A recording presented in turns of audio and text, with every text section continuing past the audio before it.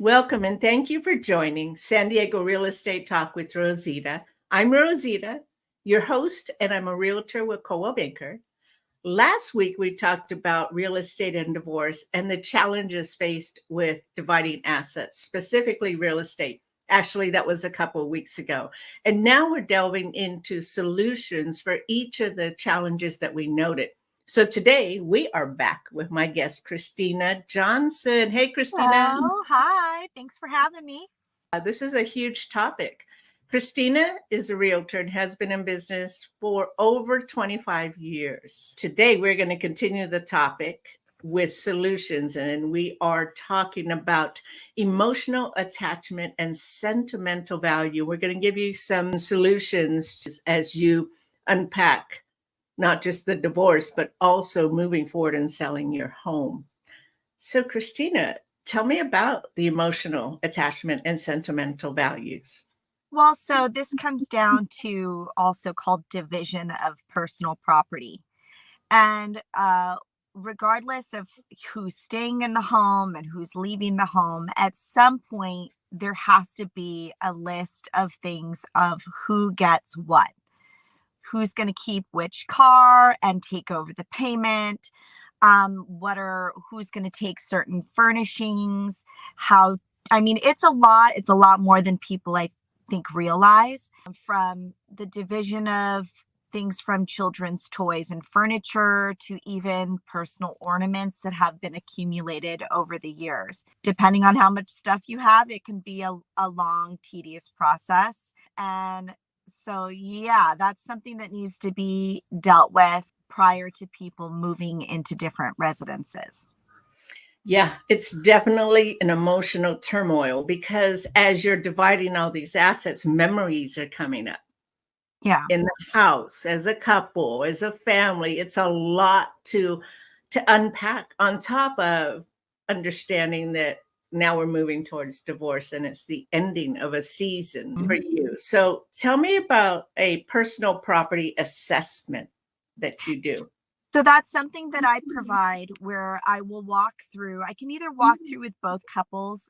Typically, I'm walking through with each of them individually at different times. And we simply go through the home and make an itemized list of everything in the home. We go room to room, from separating pots and pans and, utensils Yeah. to even, like I said, figuring out what you're going to do with old pictures and ornaments, who's going to store them for your children for future use. It is a long process. So I'll start with one person. We'll go through, we'll make an itemized list and simply make a notation on which items they would like to keep. And then when I go through with the second person, we go through, make sure we haven't missed anything, because, 3 eyes are always better than 2 or 1. They may, say, oh, well, you forgot that painting that's on the wall that belonged to my grandmother. So I'd like that included on the list, and I would like to keep that item.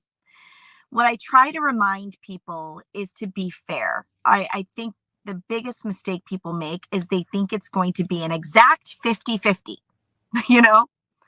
I'm going to get the exact split value of this. And it doesn't really work out that way. Someone may want a sentimental piece of furniture and they're willing to give up the TV, which might have a higher value. And so there's a lot of give, a lot of take. We do assign value to property. If both people want that TV, we'll have to assign a value to it based on what that TV at that age is currently selling for right now. So not the replacement value.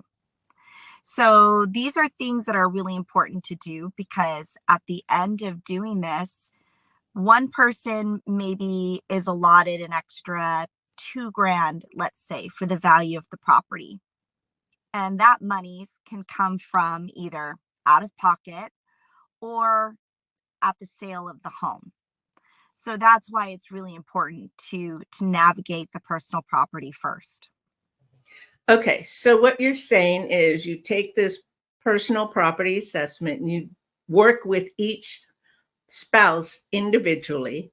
And then after that, do you review the personal assessment for each one and see where the duplicates are? Because the Yeah, TV could be a huge duplicate, right? exactly. If there's any points of contention, we can try to negotiate that. If for some reason we're not able to come to an agreement, then this list is actually provided to each person's prospective attorneys, and then they will have to take over negotiations. But it's the initial itemizing all of the items in the home that can be very difficult. And most people in these situations, they don't trust one another, or they think that they're hiding things.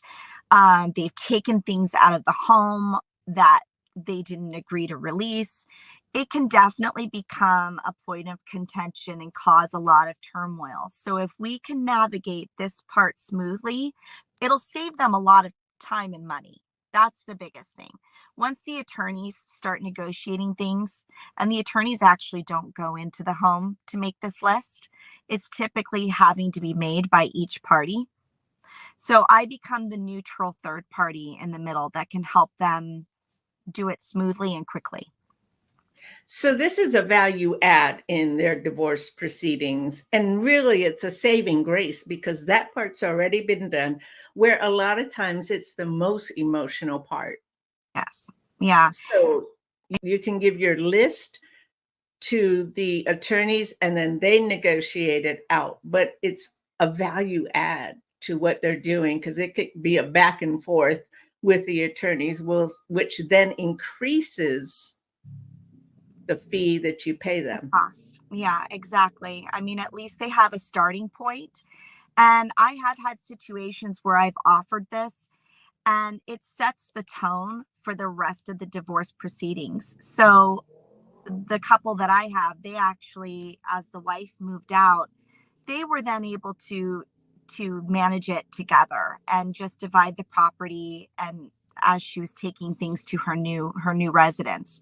So it does set the tone for cooperation, even though there's other emotions and other feelings. The last thing we want is to hike up those expenses with the attorney fees. I would think that would give couples some baseline for the communication, like you were saying, right? Mm-hmm. This sets the tone. If one person wants a family heirloom that has been in their family, then that can be something the attorneys can deal with. But at least they'll have a baseline of who wants what, and then that's a smoother process, I would think. Yeah, and also, with us being a third party there, that most of the time realtors become therapists, right? So we can sort of maybe head off some of the behaviors that are more emotionally based. If your ex-husband has an heirloom, a vase that was a family heirloom, and you're like, I want that because I deserve it, because he put me through, and we can be a sounding board, we can let you vent, and then we can talk to you about, like, well, let's talk about what's right and fair, and what's the right thing to do. The right thing to do is probably give him his family heirloom back. And is there something else that has meaning to you that is part of your family that you would want to keep? And then we go through that process with respect and fairness. So that is absolutely right. That does set the tone because respect and fairness in a divorce, it's not impossible.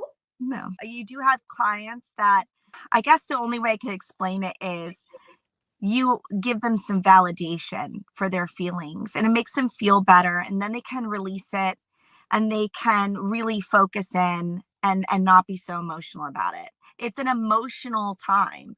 So if we can help relieve some of that, then it makes everything else easier. And the whole thing is we're back to how the emotions, the stress that you put on your body, how it affects you, not just emotionally or mentally, but as well as spiritually and physically. Because if you internalize all that or you live with that anger, it can manifest in so many different ways that aren't necessarily good for you. So that's something to really keep in mind as we talk to clients that go through divorce is, how is this affecting you emotionally?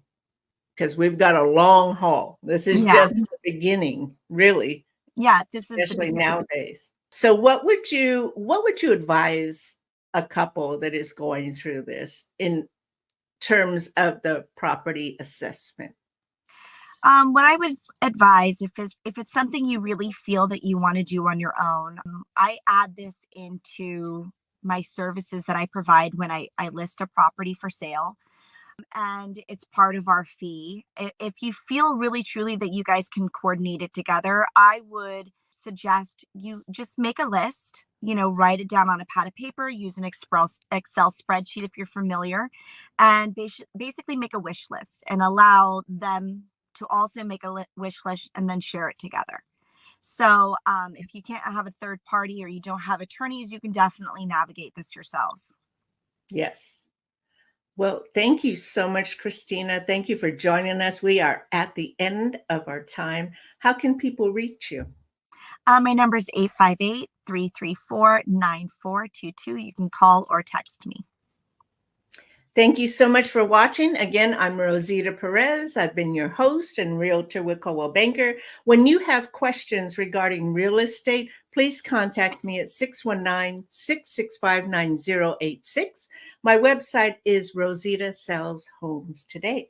Thank you, Christina. I appreciate your time and all the information you shared. I hope this is value add for couples that are going through it, because it is an emotional time. And this specifically is very emotional because you're unpacking stuff from your life, your coupleship, your marriage, your family memories. It's a lot. So having this is value add, not just to the couple, but as well to the attorneys.